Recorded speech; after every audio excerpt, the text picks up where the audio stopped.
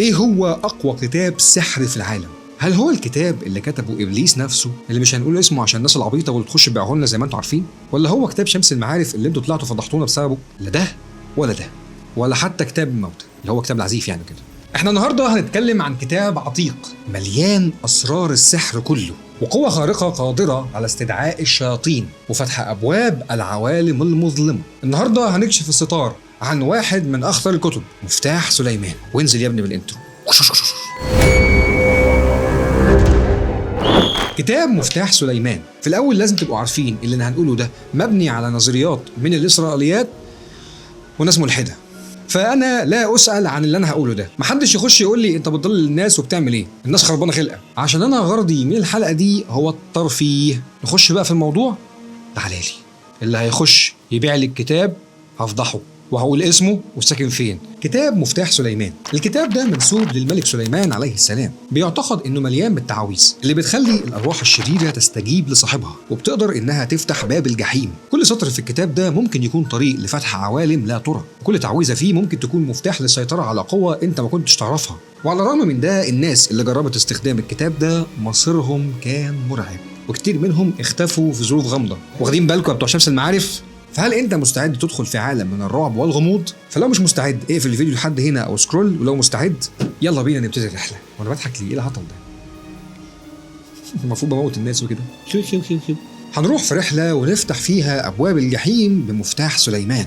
علشان نفهم أسرار مفتاح سليمان لازم نرجع لأصوله المظلمة. الكتاب ده بيعتقد إنه جزء من تقاليد سحرية قديمة جدا، ويقال إنه مرتبط بالملك سليمان اللي اشتهر بحكمته وقوته، لكن القصص بتقول إن كان عنده أسرار مظلمة بتخص السحر والقوى الخارقة. أول ذكر للكتاب كان في العصور الوسطى، لكن النسخ اللي وصلت لنا نتاج تقاليد سحرية كتيرة. المؤرخين والباحثين بيعتقدوا إن الكتاب ده كان موجود في شكل مخطوطات قديمة منسوبة للسحر الفرعوني أو سحر الإسرائيليات القديمة. والنسخة الأكثر شهرة هي النسخة اللي ظهرت في أوروبا في القرون الوسطى واللي موجودة دلوقتي في مكتبة الفاتيكان. ومع النسخة دي ظهرت نسخ كتيرة في أماكن مختلفة، محدش عارف مين فيهم الحقيقي ومين فيهم المزيف. مفتاح سليمان مليان برموز سحرية وتعويذات بتعتبر مفتاح للتحكم بالقوى الخارقة، والكتاب بيحتوي على رسومات رمزية معقدة واللي بيطلق عليها الطلاسم، واللي بيعتقد إن الطلاسم دي تقدر تستدعي الأرواح الشريرة والتحكم فيها. وكل رمز في الكتاب ليه معنى عميق يقدر يفتح بيها بوابة من أبواب العوالم الغير مرئية أو يتحكم في واحد من ملوك الجن.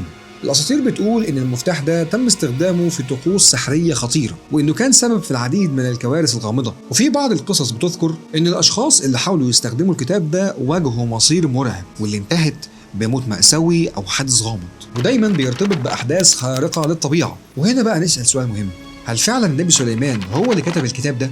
ولا دي مجرد أسطورة لتغطية حقيقة مرعبة وتشويه حقيقة أكبر؟ الكتاب مش بس مقسم لأجزاء، ده كل جزء جواه متقسم لأجزاء تانية. عندك مثلا الطقوس السحرية، ودي طقوس لاستحضار الأرواح الشريرة، بيقدم لك فيها تعليمات دقيقة جدا كيفية استدعاء الشياطين والأرواح، وبيتكلم فيها عن التحضير النفسي والمادي للمكان وإيه هو الوقت المناسب وإزاي تستخدم الرموز والطلاسم في الموضوع ده. وعندك كمان طقوس للسيطرة على الأرواح، بس هنا أنا أقصد الأرواح البشرية، وإزاي تجبر شخص إنه يعمل أعمال معينة أو حتى يكشف لك أسراره. وكمان في جزء خاص بالأختام السحرية واللي غالبا بتكون مشروحة بشكل تفصيلي، وإزاي تستخدمها وإيه وظيفة كل ختم.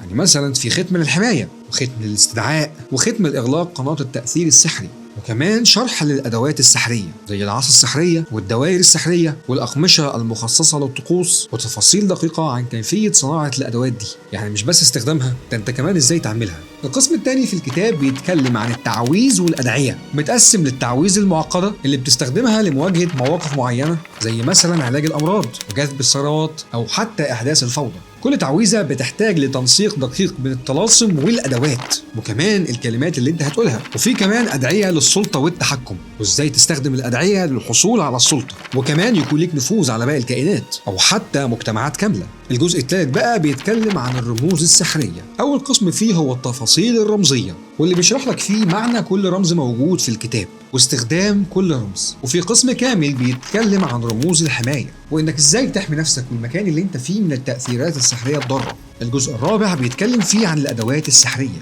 واللي متقسم لقسمين. القسم الأول تحضير الجرعة السحرية واللي بيتكلم فيه عن كيفية خلق المكونات الخاصة بالجرعة السحرية وإيه هي استخدامات كل جرعة. والجزء الثاني بيتكلم عن تصنيع الادوات. اما بقى الجزء الخامس تحس ان هو جزء تاريخي شويه، لانه بعنوان الاساطير والخرافات. القسم الاول فيه بيحكي القصص التاريخيه، وهي مجموعه قصص واساطير بتحكي عن الكتاب نفسه وازاي اثر استخدامه في التاريخ. القسم الثاني بيتكلم عن تاثير الكتاب في الشخصيات التاريخيه، وانه ازاي اثر على مجريات الاحداث بتاعتهم في التاريخ. في دراسه بقلم الدكتور ستيفن ميلر Journal of Volcanology and Geothermal Researches، وبتدعم نظريه انفجار بركان سانتوريني بالكتاب نفسه، لان في قسم كامل في الكتاب يقول لك ازاي تحضر زلازل وتعمل تسونامي. يعني من الاخر في قسم في الكتاب بيقول لك ازاي تتحكم بالظواهر الطبيعيه. الو، السلام عليكم، ممكن نعمل اوردر؟ 2 تسونامي لو سمحت. شكرا. ايوه. إريك فون دانكن في كتابه Chariots of the Gods قال إن اختفاء أطلانتس مرتبط بكتاب مفتاح سليمان، وإن حصل حرب بين أطلانتس ومملكة سليمان للسيطرة على أطلانتس، وإنه استخدم الكتاب علشان يغرق المدينة لأن هم خرجوا من طوعه. ولو أنت عايز تعرف سر أطلانتس إحنا عاملين حلقة كاملة عليها، ارجع اتفرج عليها. في أساطير كتير وخرافات مرتبطة بمفتاح سليمان. يعني مثلا في ناس بتقول إن مفتاح سليمان عنده قوة خارقة ممكن تخترق قوانين الطبيعة، وإن اللي معاك كتاب ممكن يتحكم في العالم كله. بس كل القصص بتأكد إن استخدامك للكتاب بدون علم كافي بيسبب مشاكل خطيرة. وفي نظريات عن الاختفاءات والحوادث الغامضة، وخاصة للسحرة وعلماء الماورائيات اللي قالوا إن هم بعد ما استخدموا الكتاب الأرواح والكائنات القديمة استدعوهم. واللي قال الكلام ده الناس اللي رجعت بعد اختفائهم لمدة كبيرة، وده طبعا قبل وفاتهم بعد فترة من الجنون. الأدب والفن كان ليهم نصيب من الكتاب ده. يعني قصة مفتاح سليمان ألهمت العديد من الكتاب والفنانين الغربيين، زي مثلا رواية ذا ديمونولوجيست وده للكاتب جيرالد برونر. وفي أفلام رعب زي ذا اكسورسيست استلهمت الأساليب السحرية من قصص الكتاب. ده غير مثلا فيلم ذا ناينث جيت اللي من إخراج رومان بلانسكي، واللي بتحتوي على مشاهد فيها تقنيات سحرية مشابهة للي موجودة في الكتاب. ومش بس ده اللي استلهم التقنيات السحرية من الكتاب، كمان المسلسل التلفزيوني سوبر ناتشرال استخدم تعاويذ وطقوس مشابهة للي موجودة في الكتاب. نيجي بقى للتأثير على الثقافات الأفريقية. يعني مثلا في ناس قالت إن سحر الفودو في هايتي متاخد من كتاب مفتاح سليمان، وكمان في ناس قالت إن سحر الكابالا متاخد منه، وإن الكتاب ده بيطلق عليه الأب الروحي لعالم السحر. ونيجي بقى هنا للحتة اللي لساننا بيدلدل فيها، التحذير من الكتاب. وبما انكم ما بتسمعوش الكلام فانا بقى جبت لكم تحذيرات على لسان الخبراء ويا رب نفهم. يعني مثلا في بعض النصايح اللي قالها السحرة القدماء واللي حذروا بشده من استخدام الكتاب، وان الكتاب محتاج مستوى عميق في الخبره والتعامل مع عالم الماورائيات وكيفيه تحصين وحمايه النفس من السحر، لان المخاطر ساعتها هتكون غير متوقعه. وفي كمان تحذيرات كتيره من علماء السحر والماورائيات واللي بينصحوا بعدم استخدام مفتاح سليمان، وان القوه اللي كان بيتملكها لم تكن موجوده عند البشر العاديين، وان اي حد يستخدم الكتاب بعده هي مهمه مستحيله، لان الكتاب كله كان مصمم للملك سليمان فقط.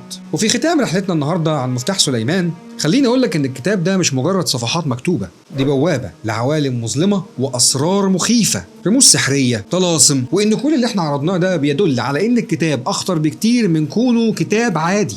وخصوصا ان انا كل اللي قلته ده وعرضته هو لمحه عن العالم الخطير والمظلم لمفتاح سليمان، لان طبعا مش هينفع احكي كل حاجه عشان الاساتذه اللي بيدوروا. فكر اكتر من مره قبل ما فضولك ياخدك لعالم السحر، وخليك فاكر دايما المثل اللي بيقول ليس كل ما يلمع ذهبا، عشان دايما في بعض الحاجات ممكن تكون اخطر مما تتصور.